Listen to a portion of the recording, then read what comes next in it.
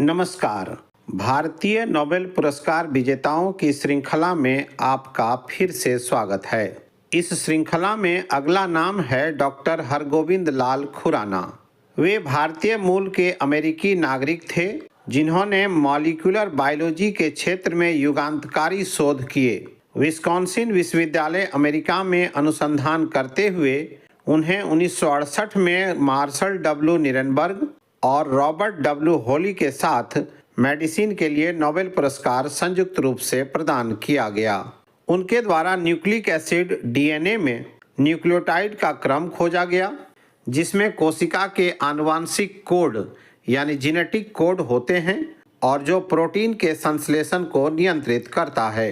इस श्रृंखला में अगला नाम है मदर टेरेसा।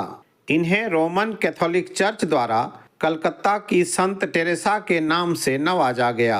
इनका जन्म मैसिडोनिया गणराज्य में एक अल्बेनियाई परिवार में हुआ था। Mother Teresa Roman Catholic nun थीं जिन्होंने 1948 में स्वेच्छा से भारतीय नागरिकता ले ली थी।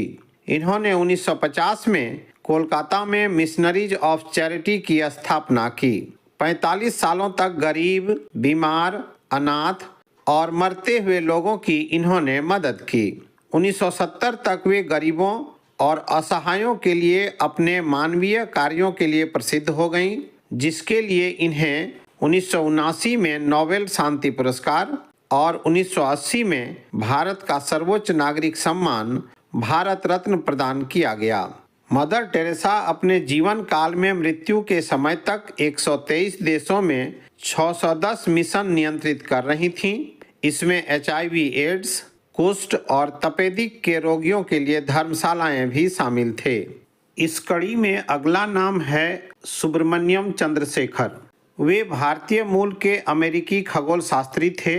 भौतिक शास्त्र पर उनके अध्ययन के लिए उन्हें विलियम ए फाउलर के साथ संयुक्त रूप से सन 1983 में भौतिकी का नोबेल पुरस्कार प्रदान किया गया। उन्होंने अपने शोध का नाम चंद्रशेखर सीमा रखा। यह सीमा सूर्य के द्रव्यमान का 1.44 गुना माना जाता है। यदि कोई तारा इस द्रव्यमान के भीतर रहता है तो वह तारा अपनी मृत्यु के समय सफेद बौने तारे यानी व्हाइट ड्वार्फ स्टार में बदल जाता है। इसके विपरीत जो तारा सीमा को पार कर जाता है वह विस्फोट का अनुभव करता है जो सुपरनोवा में बदल जाता है। इस कड़ी में अगला नाम है तेंजिंग ग्यात्सो। ये 14वें दलाई लामा हैं। तिब्बत के राष्ट्राध्यक्ष और आध्यात्मिक गुरु भी हैं। इनका जन्म उत्तर पूर्वी तिब्बत के ताक्स्तेर क्षेत्र में रहने वाले ओमान परिवार में हुआ था। दलाई लामा एक मंगोलियाई पदवी है जिसका मतलब होता है ज्ञान का महासागर। दलाई लामा के वंशज करुणा, अवलोकितेश्वर के बुद्ध के गुणों के साक्षात रूप माने जाते हैं। बोधिसत्व ऐसे ज्ञानी लोग होते हैं जिन्होंने अपने निर्वाण को टाल दिया हो और मानवता की रक्षा के लिए पुनर्जन्म लेने का निर्णय लिया हो। उन्हें सम्मान से परम पावन भी कहा जाता है। अपनी जनता की स्वतंत्रता प्राप्ति के संघर्ष में हिंसा के प्रयोग के प्रति उनके निरंतर प्रतिरोध के लिए 1989 में उन्हें शांति का नोबेल पुरस्कार प्रदान किया गया। दलाई लामा वर्ष 1959 में भारत आए थे। तिब्बती धर्मगुरु दलाई लामा पिछले 65 सालों से भारत में ही रह रहे हैं और उन्हें भारत में राजनीतिक शरण भी दी गई है। इस कड़ी में आगे के नामों की चर्चा अगले भाग में करेंगे। बने रहिएगा मेरे साथ। तब तक के लिए धन्यवाद।